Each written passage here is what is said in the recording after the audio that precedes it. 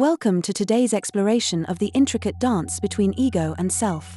In this episode, we examine one of the key themes, the distinction between being and becoming, and how our attachment to the ego's desire for change obscures the eternal truth of our being. Have you ever thought about the distinction between just being and becoming, or trying to be something? We'll also answer some deep questions about control, uncertainty, and the nature of self-awareness. If you are on a spiritual journey or just curious about self-realization, this episode is for you. Let's start with basic questions. What is ego and how does it relate to the concept of being? What is the difference between being and becoming? What exactly do we mean by becoming and how does it differ from our being? Why does this matter in our spiritual life? Being refers to the unchanging essence of who you really are. It is the awareness that exists beyond time, space, and personality. Becoming, on the other hand, is the process of identifying with a character or story that unfolds over time. It is the ego's constant pursuit of something new, a future version of itself, a goal or an identity. This becoming is a covering, a veil that hides the truth of our existence. The ego is the sense of individual identity we have, the character we think we are and become over time. The ego is like playing a role in a play. Our being, on the other hand, is the unchanging eternal essence of our being, like the stage upon which the play is performed. Imagine a character in a movie, constantly moving from scene to scene trying to achieve some goal. This character believes that the fulfillment of his goal lies in the next scene. That is, the character believes that he will succeed after defeating the villain, finding love, or achieving success. But what if the character doesn't know the movie is playing on the screen? The screen is always present, still and unaffected by the action on the screen. In this metaphor, the screen represents your true being, and the character is the ego caught up in the drama of becoming. The ego thinks it's some guy moving through time and becoming something or someone in time. Interesting. How do these two concepts interact? The process of becoming binds us to a narrative, and in a journey through time while being is about recognizing that whatever happens on film, the screen, your essence, remains untouched, peaceful, and eternal. You don't need to arrive somewhere after a journey. You are already there, but you haven't recognized it because you identify with the guy who is looking for something to happen in the future to be happy. The ego, in its attempt to define itself and change, actually hides our true being. It is like wearing a mask that is constantly changing, forgetting our true face behind the mask. Powerful metaphor, but it raises another question. Why does the ego resist being? Why does he always want to become something more? Why does the ego seek this change? The ego constantly seeks the new, the different, for fear of being bored. That's why everyone is looking for a new experience. We all collect experiences, money, etc., to have as rewards, believing that we will live forever. The character we think we are in our mind is like a child who is constantly asking for new toys, not realizing that the real joy lies in the simplicity of being, existing, and being aware of our existence. How does this constant search of our ego for new experiences affect our perception of ourselves? This constant search for new experiences leads to doubt and insecurity. It's like trying to build a house on sand. Every wave changes the ground beneath our feet. We believe that a new experience of pleasure will make us happy and fulfilled. But when we enjoy the object of our desire, we almost immediately start looking for new pleasurable experiences.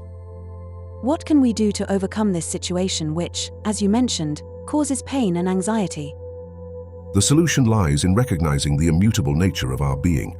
Instead of constantly chasing the next experience in people, things, and places, we can simply learn and practice resting in the present moment.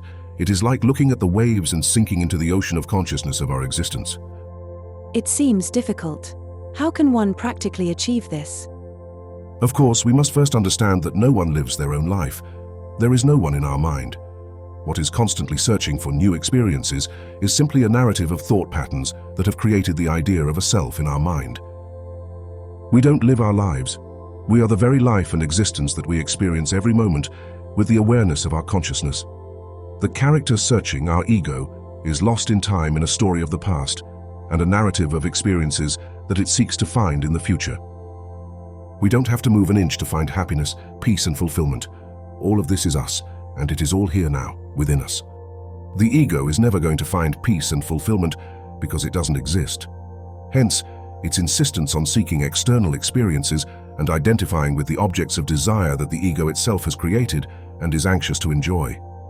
Without the external objects of the ego's desires, the ego does not exist, because if it turns its attention inward, all it will find is our true self. That's why the ego doesn't want to reflect on its own self. If the ego reflects on its own thoughts, it will mean the end of the ego, the end of the character running out there seeking sensual objects to make it feel alive. And even worse, this happiness that the ego is looking for is always in the future. I will be happy when I lose weight, when I buy a new car, when I find a partner, etc. All in the future. Do not identify with the illusion of the ego. Watch your thoughts as clouds passing through the sky. You are the sky, not the clouds. One way to force the ego to turn its attention inward is through meditation and mindfulness. Begin by observing your thoughts without identifying with them. Most thoughts are the illusion of the ego that urges you to find happiness somewhere out there in people, places, and things. What are the benefits of this approach? As we detach from ego identification, we experience greater peace and freedom. We are no longer seeking experiences, searching for happiness somewhere in the future. It is like finding a stable point in the cyclone of life. Why does the ego resist being and constantly seek change through becoming?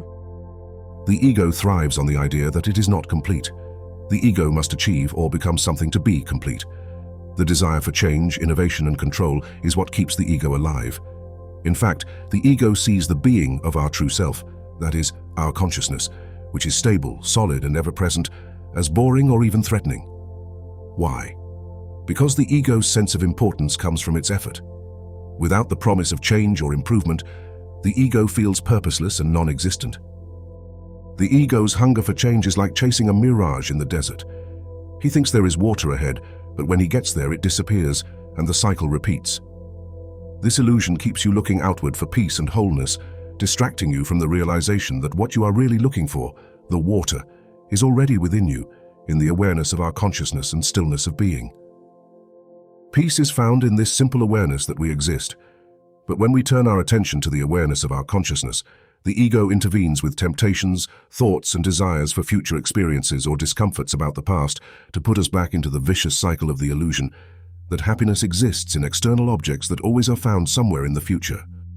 How does the ego's need for control relate to uncertainty and pain? You mentioned the ego's need for control. How does this need create pain, especially in a world full of uncertainty? The ego craves certainty because it fears the unknown. He believes that through control, he can create stability and predictability in life. However, life is inherently uncertain, whether we consider the unpredictability of events or even subatomic particles in quantum physics, as explained by the uncertainty principle. The ego cannot tolerate this unpredictability, so it constructs defenses, such as pretending to know everything or clinging to familiar patterns. That is, he clings tightly to his routines and beliefs to avoid the discomfort of acknowledging his ignorance. The ego has difficulty coping with situations it cannot predict or control. This causes insecurity and anxiety. To deal with these unpleasant feelings, the ego develops defense mechanisms. Two such mechanisms are the illusion of omniscience.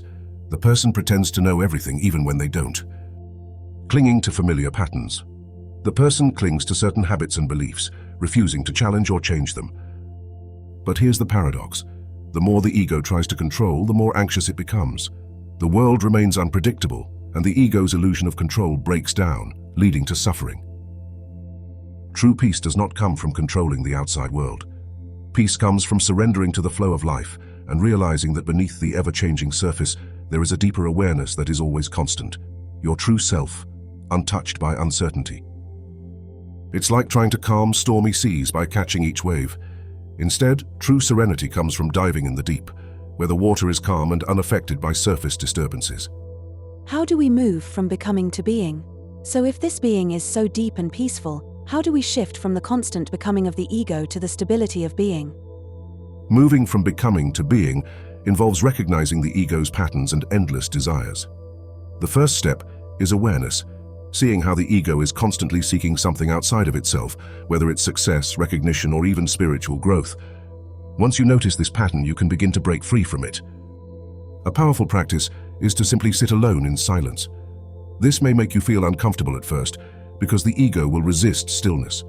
But by consistently returning to this quiet space, you begin to experience your true self beyond the roles and stories the ego creates. Meditation is a key tool for this. In meditation, thoughts may come and go, but you remain the witness, unmoving and unchanging. What happens when we transcend the ego and become fully aware of our existence? What happens when one truly transcends the ego? How does life change when we become fully aware of our existence? When you get over the ego, life becomes much more effortless. There is no longer a need to constantly strive or prove yourself because you understand that you are already complete. This does not mean that you stop participating in the world.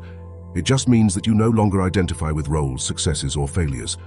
You play your part in life, but without attachment or anxiety about results. It's like waking up from a dream. You were once so engrossed in the drama of the dream, but when you wake up, you realize it was just a passing illusion. In the same way, when you wake up from the drama of the ego and recognize your true being, you see that the ego's stories are just stories. This awakening leads to a deep sense of peace, joy, and freedom. You no longer fear uncertainty because you are rooted in something that is beyond time and change. It is the eternal presence of our being. The result is that your actions in the world come from a place of love and wisdom, not fear or desire. You are free to express yourself authentically without the constant need for validation or control. Created by Elias Stasinos. If you enjoyed it, please like and subscribe for more.